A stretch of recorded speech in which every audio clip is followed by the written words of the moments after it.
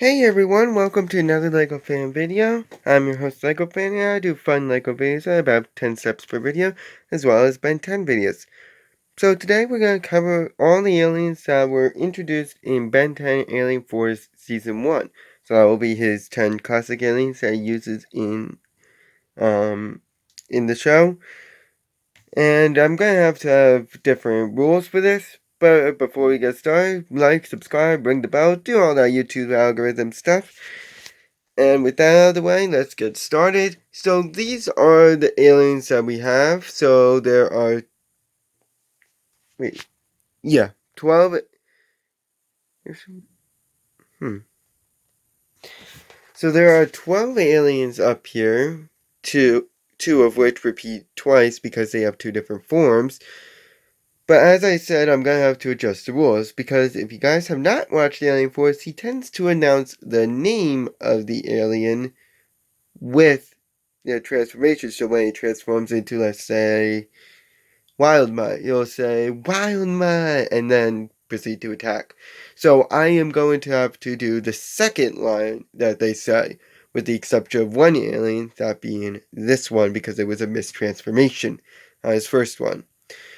And also I got a little bit of a new structure. First off, the order I'm going to be doing these in is completely random. I don't even know what's going to come up. So we're going to do it like that.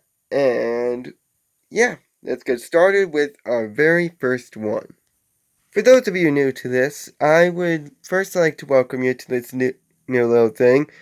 Essentially, I have these a set of characters that are up, and you have 10 seconds to guess the character. So, like, if I say a certain name, you have 10 seconds to find this person, and I'll give the first line if they don't say their name. I'm doing it differently now. I'm going to give you the first line, and you have 10 seconds to guess which one of these characters, or which one of these characters said the line. Now, of course, there are ones that don't have first lines, in which case I'll just give you the name, and you tell me which one it is, like that. And you also have to name said alien. So let's get started with our first one up, whose first line is...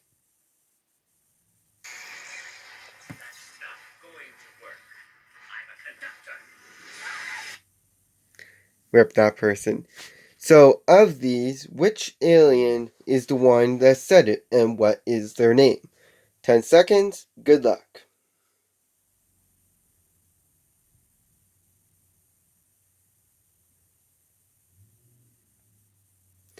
So, that was the alien of Chromastone, who is this guy right here.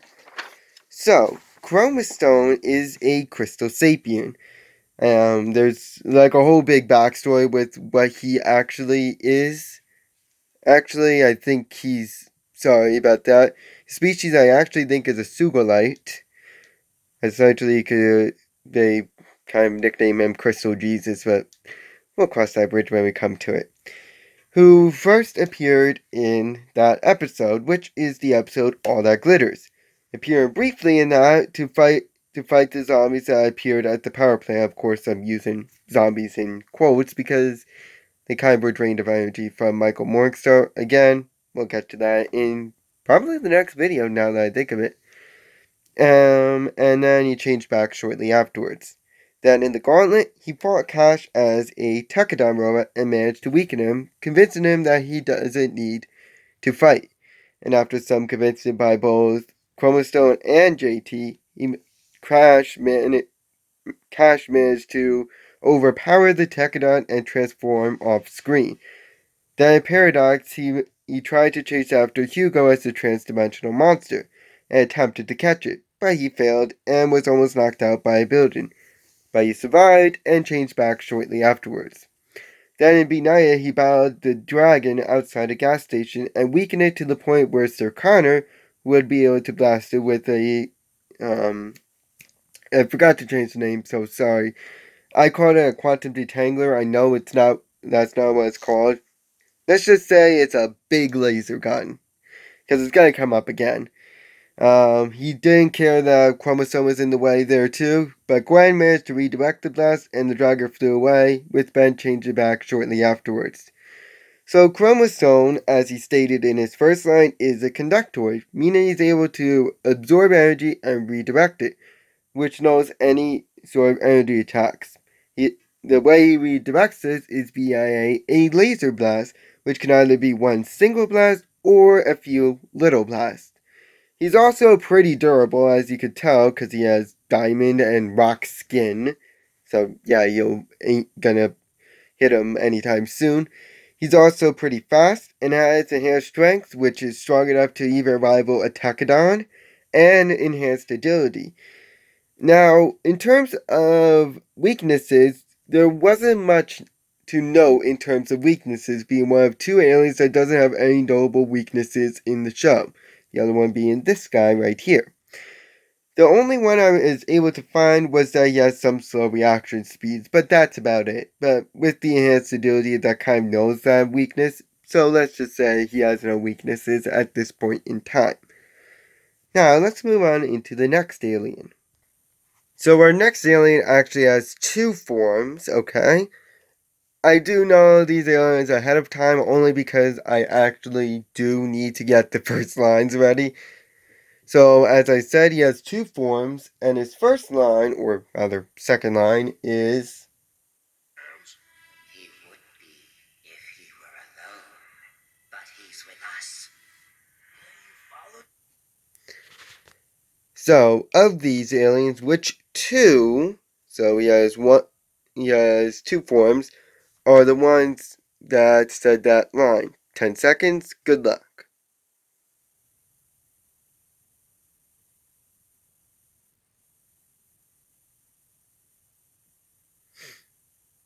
So as I said, it's two aliens on here, and those two aliens are Big Chill. So Big Chill, as I said, has two forms. Wow, I keep saying that I've said that like several times now.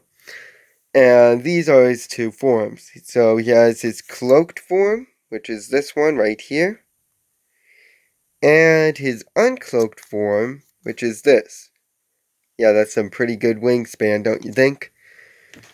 So that was his first appearance. So he had two appearances in that episode, which was Kevin's big score.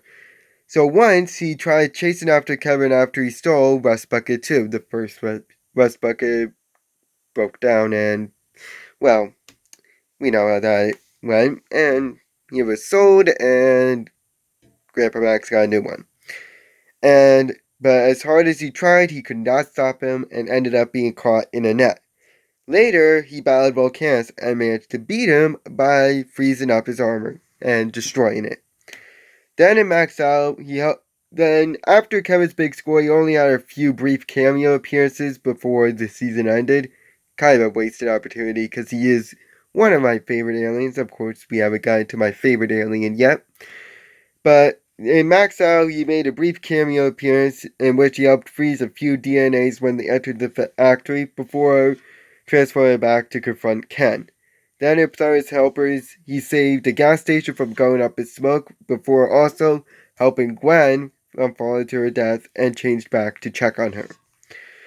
So, I'm going to refer to this alien as It only because it's one of only two aliens in Ben 10's arsenal that's gender is kind of in the air. The other one we won't get to until way into Omniverse with I always call it something different than it actually is. It's like pesky dust, something like that.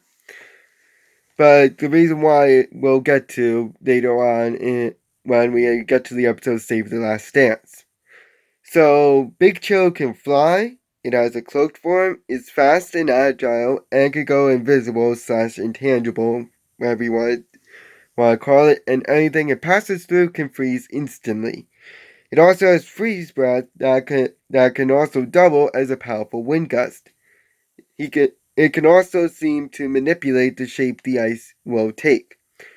It's also durable and can freeze objects like armor, roadways, whatever.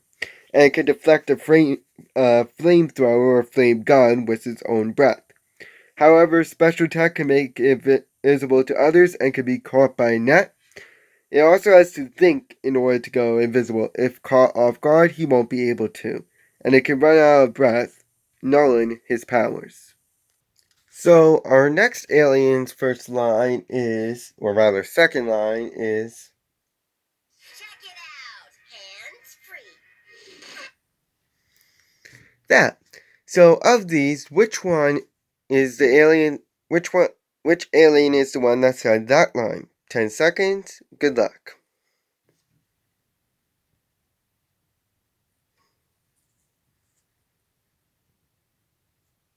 So that alien was Spider Monkey.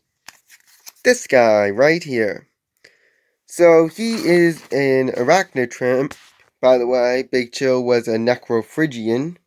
Sorry, I forgot to mention the species there. So Spider Monkey is a arachnotrimp. First appearing in that episode, What Are Little Girls Made Of? Battling Verdona and helping Gwen weaken her. Unfortunately, Verdona got the upper hand and drew mana from all around her. This strengthened her, and to get him out of the way, she tied Spider Monkey up in his own weapon, making him unable to get up. He later transformed back to Ben after Verdona undid her magic. Then in Benighted, he aided the dragon to get a new universal translator on him by getting rid of the old busted one and putting on a new one. So the dragon did fight back, but once that was done, he changed back to show that he was human.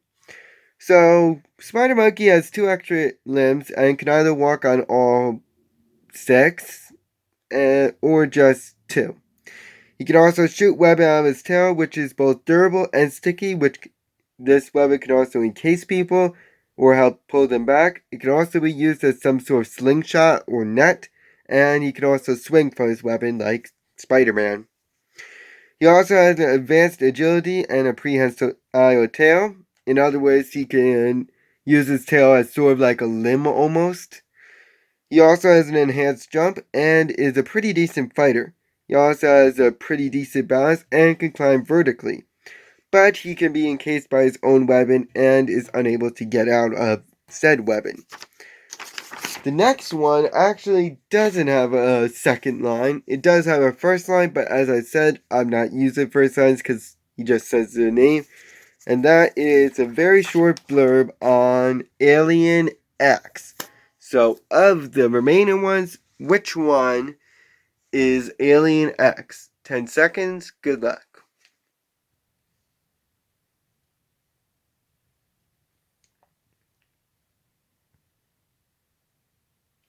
So, Alien X is this one, and this is the alien I was talking about.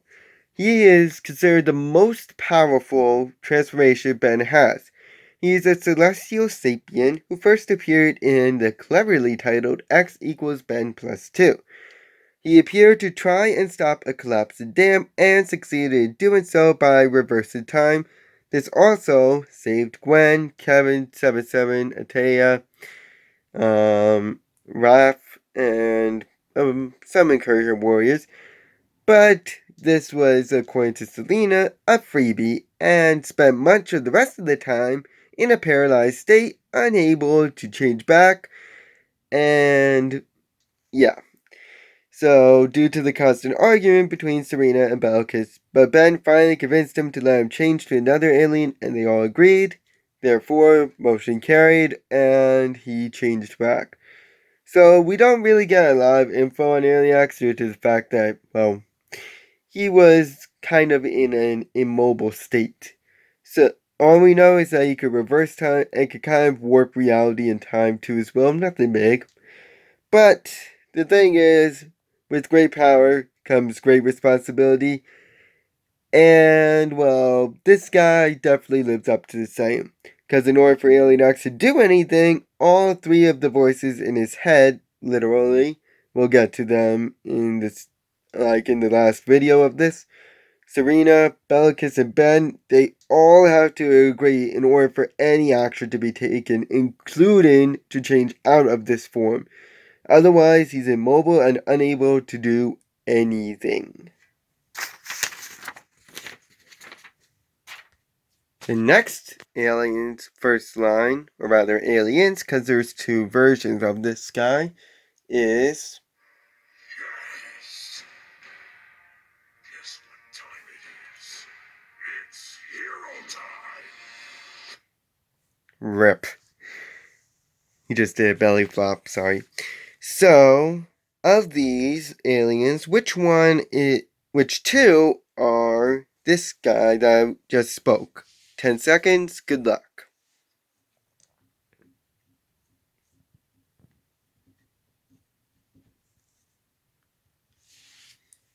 So this is Humongosaur, who has his big form, which is this one, and his regular form, which is this one.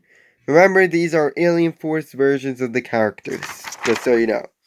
He's a Vaxosaurian who first appeared in that episode, Ben 10 Returns Part 2, where he managed to beat up a bunch of the DNA aliens before forcing Gwen and Kevin out so he could fight the hybrid commander alone. But he lost against him and was tossed off the ship. Literally, tossed off the ship. He then jumped onto the ship and destroyed a laser that was going to destroy the city nearby from the outside, but lost his grip and fell to the earth, creating a big crater and causing him to time out. He did manage to destroy the laser, though. And then, in all that glitters, he appeared at the beginning, holding up a collapsing overpass so Gwen could save the people on top. And then, after everyone was saved, he let the overpass collapse and changed back to Ben. In pure pressure, he saved Baz-El from his ship exploding by tossing the warp drive into space before being introduced to Baz-El and explained what his plan was to get help. Then, in Max Out, he scared away a few DNA aliens before changing back to Ben. In Paradox, he saved Hugo from the chronologer and changed back off screen. And in B-Nighted, he pinned Connor and Squire to a car to get info out of them, and when that didn't work, he grew bigger, to which Squire gave the info needed, and Ben changed back. So he is very strong and durable enough to actually walk through a force field, and is huge and can alter his size to become bigger. This grants him some spikes, but that's more for decal, and can make him harder to pull in by like an attraction field. He also has a tail that could be used as a whip, can bite down hard, has a super jump, and can toss stuff into space with enough force. But his tail could be used to fling them elsewhere if said person is actually strong enough to do so. He can be easily overwhelmed by enemies, and due to his size, he can't fit in small spaces. The next alien up is, this one. Hold up.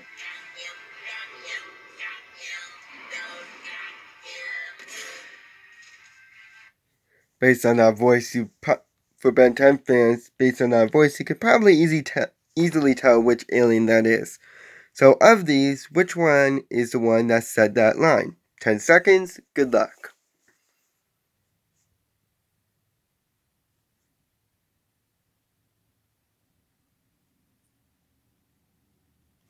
So that alien was Echo. This guy, right here.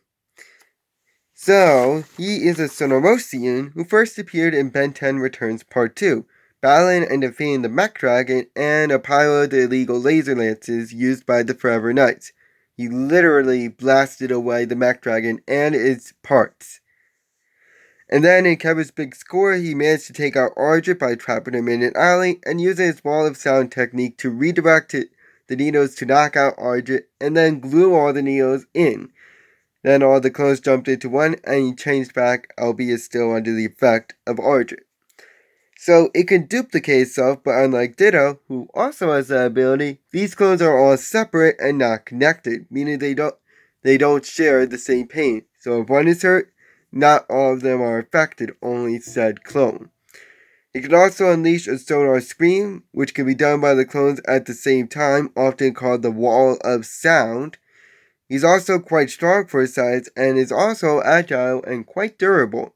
He can also redirect objects by his sonar screams and are loud enough to knock people back. But his sonar screams can damage ears of nearby teammates and is weak to Ardra's needles. Now I finally get to talk about my favorite alien, whose first line is, You know this is cool. so of these, which alien is the one that said that line? 10 seconds. Good luck.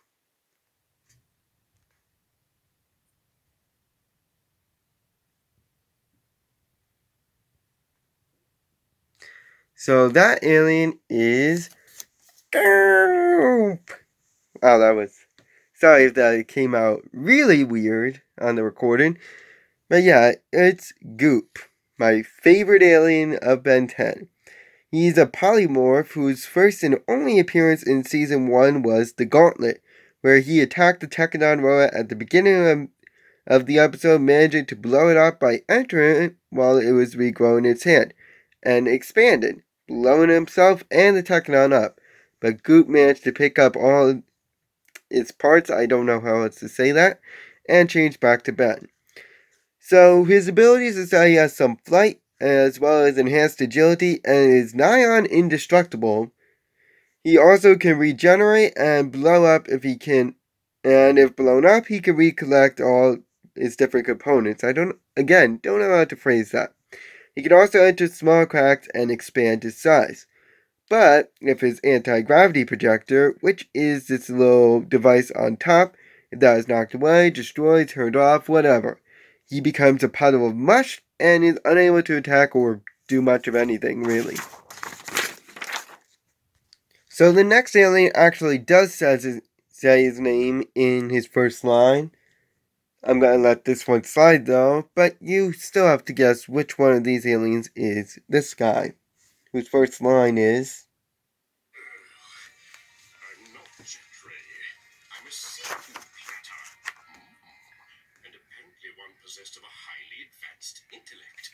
Ergo, perhaps I should assign this new life form a more apropos nom de guerre. Let's say Rainstorm. or Green Needle. Sorry, couldn't help that. So, which one of these is Brainstorm? 10 seconds, good luck.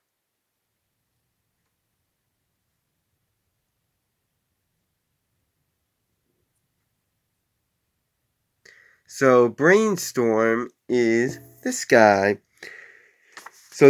So he's a cerebral crustacean who first appeared in Peer Pressure, battling ship as a plane, managing to beat him by dumping him into the ocean along with another ride, saving Julie in the process.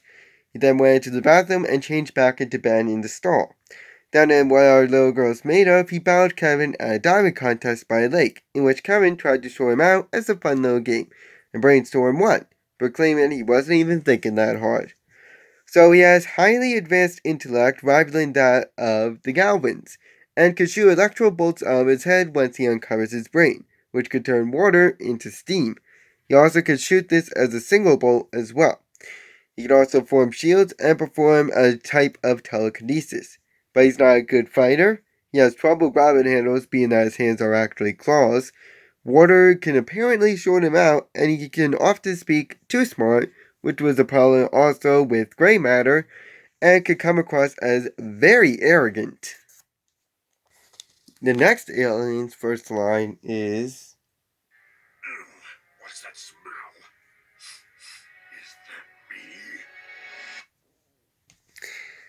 that me? Of these, which one is the alien that said this? 10 seconds, good luck.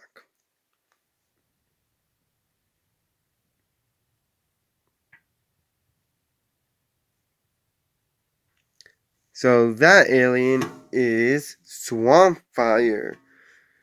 That was his first line. He's a Methanosian who first appeared in Ben 10 Returns Part 1, the first and only alien we actually see in that episode, being used to stop the rogue alien deal between the DN aliens, Forever Knights, and Kevin, managing to knock out all of them, learning Swampfire's powers along the way. Notably his regeneration abilities, because his hand got actually severed. Then in Everybody Talks About the Weather, he appeared at the end of the episode, battling the DN aliens and managing to knock them all out, but then got turned to metal in a surprise attack. He managed to melt that metal and helped Eleanor to fly before knocking over the tower, changing back off screen.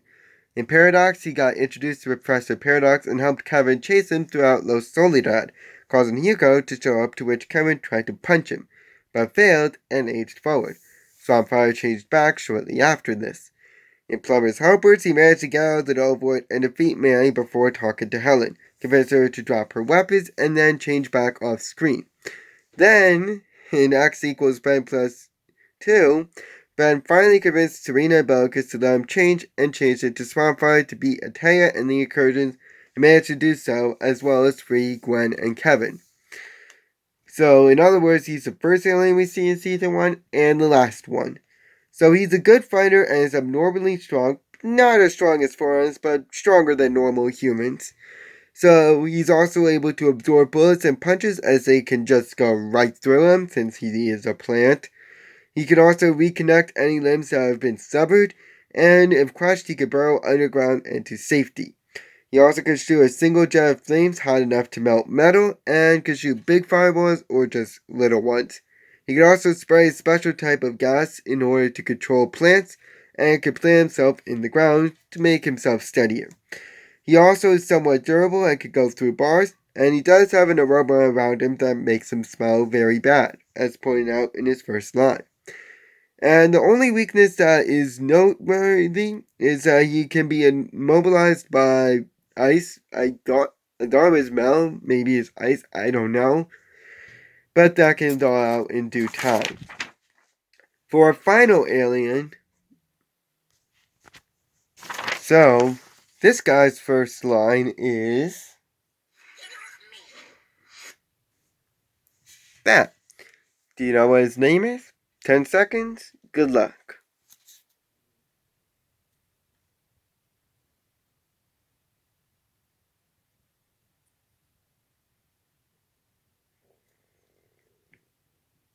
So this is Jetray, an amphibian, first appearing in Everybody Talks About the Weather, battling Alan in the sky and Mandarin to knock him out by his laser blast, leaving behind a big crater in the ground and change it back as soon as he landed.